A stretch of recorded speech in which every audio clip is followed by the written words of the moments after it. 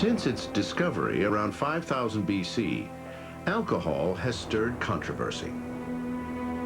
Moral crusaders consider it evil, and throughout history they try to temper its use or ban it outright.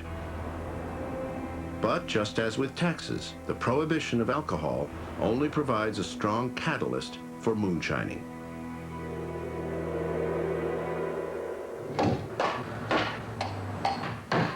One of the first major prohibition experiments in the New World occurs as settlers begin building the colony of Georgia.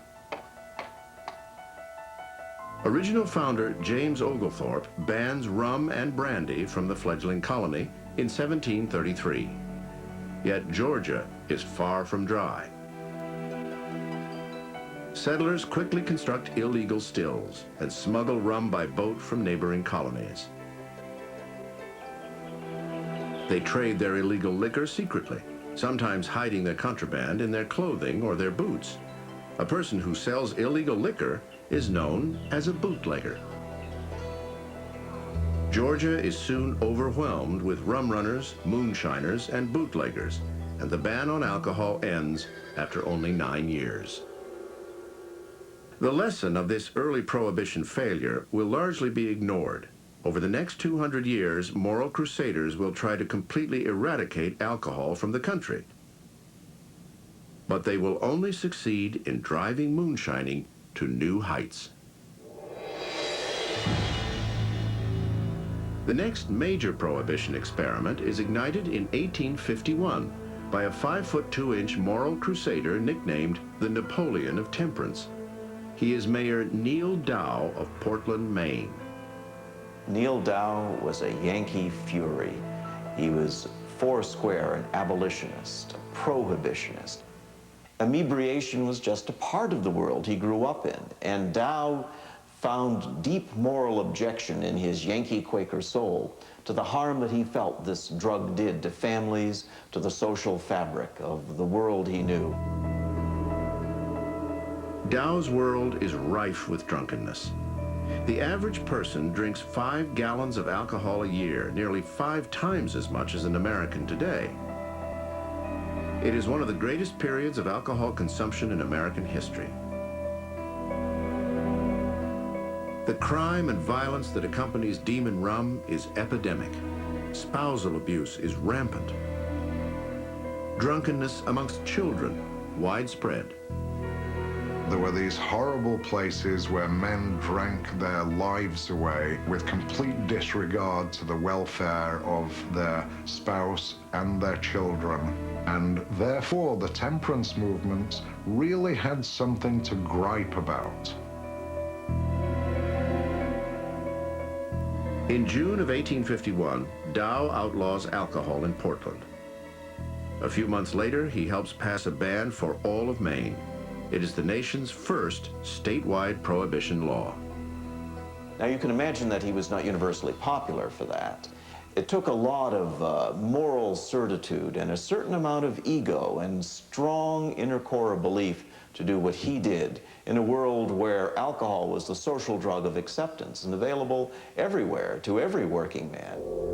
Once again, the attempt at prohibition only fuels illegal liquor, as moonshine stills soon litter the hills and alcohol is smuggled over the borders.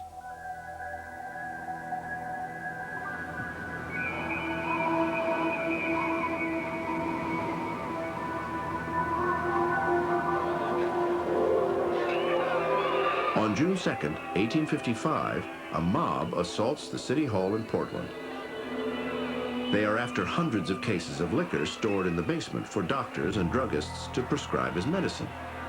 This infamous night will end in death. It must have been quite a scene. More than 1,000 shouting, angry men bearing torches and battering rams and crashing up against the walls again and again until finally they broke. Neal Dow gave the order to fire.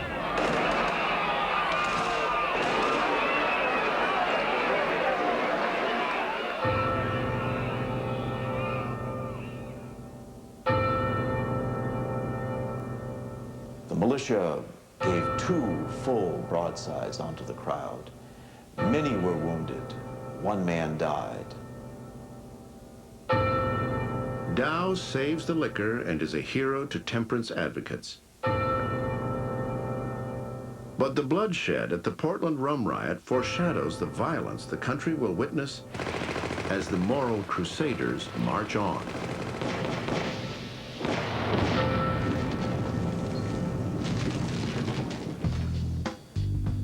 By 1893, 5 more states joined Maine with complete prohibition. By 1913, 9 states are dry, including Georgia and North Carolina. The demand for backwoods moonshine is so great, the price triples from $1.50 to $4.50 a gallon.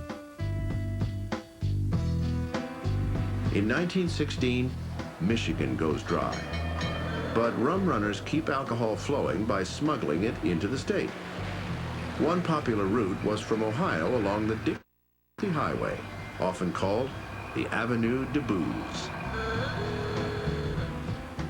By 1917, over half of the states in the country ban alcohol. But the Crusaders want more.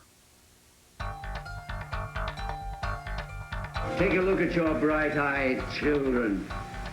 You know what the liquor industry wants to do to them? They want to feed them that old rot gut.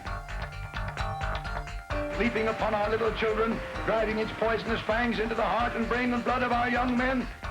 They want your sweet, innocent girls to take the booze so they can be enticed into honky-tonks by slick-haired vultures who prey on the flower of American womanhood. I say alcohol must go. Finally, in 1919, after more than 2 centuries of trying, the moral Crusaders get their law. Ratified by Congress over a veto by President Woodrow Wilson, the 18th Amendment to the Constitution bans the manufacture, sale, and transportation of alcohol. But because of the 200-year run-up, Americans are primed for prohibition. Thousands of moonshine stills already exist, and rum-running routes have long been established. No matter what you do, an American prohibition is a great example of this. No matter what laws you enact, people will always drink. For Rumrunners, Moonshiners, and Bootleggers, national prohibition will not be a new beginning, but merely a continuation of the past.